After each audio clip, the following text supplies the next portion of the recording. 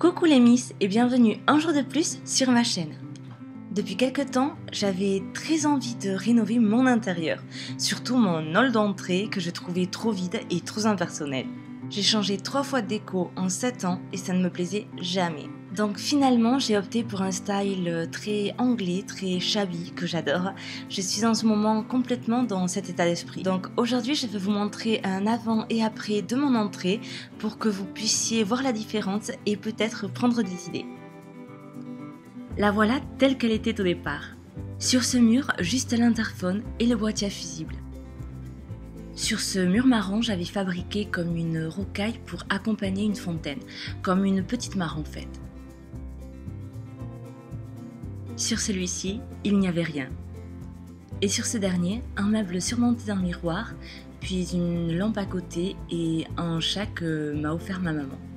Je voulais que cette entrée devienne une pièce à part entière, feutrée, accueillante et fonctionnelle.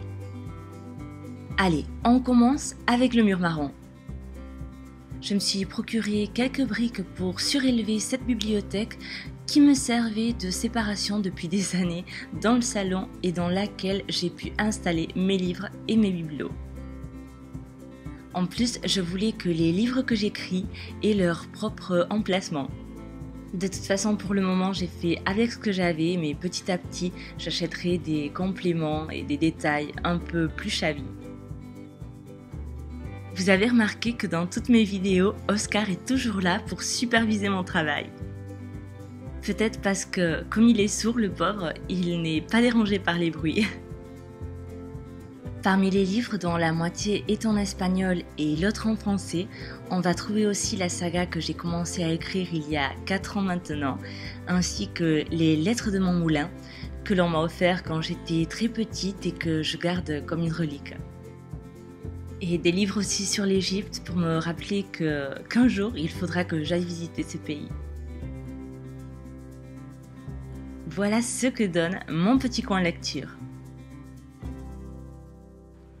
Je vous montrerai dans une prochaine vidéo comment j'ai totalement retapé et retapissé cette chaise récupérée dans le garage de ma belle-mère, tout en sachant que c'était la première fois que je faisais ça.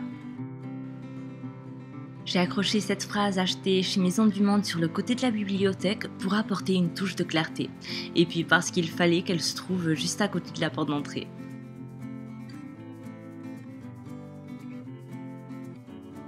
On passe maintenant à ce pan de mur. J'ai enlevé le meuble pour le remplacer par une cheminée que j'ai fabriquée moi-même et que je vous montrerai également comment je m'y suis prise dans une prochaine vidéo. Cela peut paraître étrange de voir une cheminée à cet endroit, mais je suis très contente du résultat au final vu le contexte de la pièce. D'un côté, j'y ai posé 3 vases provenant de chez Ikea pour presque rien. Au-dessus, c'est une peinture de mon grand-père que j'ai perdue il y a peu de temps, donc il a une valeur inestimable à mes yeux. Et de l'autre côté, juste 2 bougeoirs de chez Casa cette fois-ci. Pour l'intérieur, ma première idée était de mettre des bougies, mais je me suis rendu compte que cela attirait l'œil d'Oscar et qu'elle n'allait pas faire long feu, donc je verrai plus tard le temps qu'il s'habitue au changement. Donc j'ai opté pour cette petite serre de chez Ikea dont j'avais très envie aussi depuis un moment. Toutes les fleurs que vous voyez sont fausses et pourtant je suis une inconditionnelle des fleurs fraîches, mais j'ai dû me résigner à y faire une croix dessus parce que ma petite Daisy me les mangeait toutes. Le lampadaire vient de Casa et le chat avec les 2 coffres sont des cadeaux de ma maman. Là où se trouvait l'interphone, c'est-à-dire très mal placé au milieu de ce mur, j'ai dû tirer les fils pour pouvoir le déplacer et libérer de cette façon de l'espace. C'est ici qu'est venu atterrir le meuble qui était à la place de la cheminée. Et c'est comme ça aussi que j'ai pu accrocher cette fenêtre miroir achetée chez Casa. Il y a la même, non, c'est pas la même, c'est le même style chez Maison du Monde, mais bien sûr un peu plus cher. Bon, mais je ne vais pas la garder dans cette teinte. J'ai décidé que j'allais finalement la peindre en blanc, toujours pour la touche lumineuse. Comme vous pouvez voir, l'interphone se trouve maintenant sur le meuble avec une lampe et un vase que j'ai mis là pour l'instant, mais ce n'est pas leur place définitive. J'ai repeint la porte d'entrée en blanc, il y a 2 ans de cela déjà, et autour du Judas, j'ai collé un sticker que j'ai repeint en doré. Ça, c'est une idée que j'ai retenue et qui vient de la série Friends.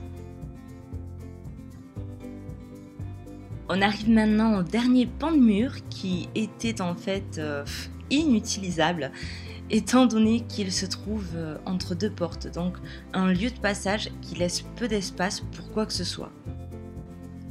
Finalement, j'ai été m'inspirer un petit peu sur Pinterest et j'ai fini par acheter quelques cadres chez Ikea pour représenter des sujets et des thèmes de mon choix.